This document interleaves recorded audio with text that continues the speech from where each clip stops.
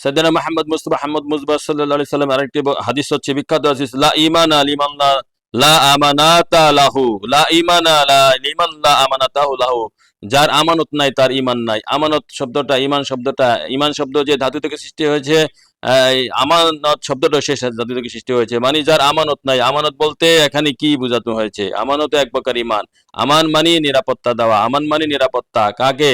হ্যাঁ, আপনার নিজের ঈমানকে যারা নিরাপত্তা দিতে পেরেছে, মানে আমার হুজুর পাক নবী সাল্লাল্লাহু আলাইহি সাল্লামকে মহাব্বতের সহিত আমানত, মানুষের আমানত বলতে পারেন, হ্যাঁ, এর মধ্যে মানুষের আমানত পড়ে, অন্যান্য জিনিসের আমানত পড়ে, ধর্মীয় ব্যাপারে, আকীদার ব্যাপারে যত আমানত আছে, এবং সামাজিক, অর্থনৈতিক, রাজনৈতিক এবং ধর্মীয় আকীদাগত যত আমানত আছে, সমস্ত আমানত যে সংরক্ষণ করতে পেরেছে, সেই সত্যিকারের নিরাপত্তা পেয়েছে, সেই সত্যিকারের আমানতদাতা বা ইমানদার হয়েছে। যার যে আমানত রক্ষা করতে পারে নাই, সে ইমানদার হতে পারে নাই।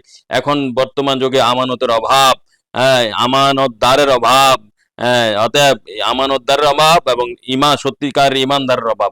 আল্লাহ রাসূল যেন আমরা সে হাদিস মেনে পালন করে আমরা সত্যিকারের আমানতদার হতে পারি, সত্যিকারের ইমানদার হতে পারি। আমিন।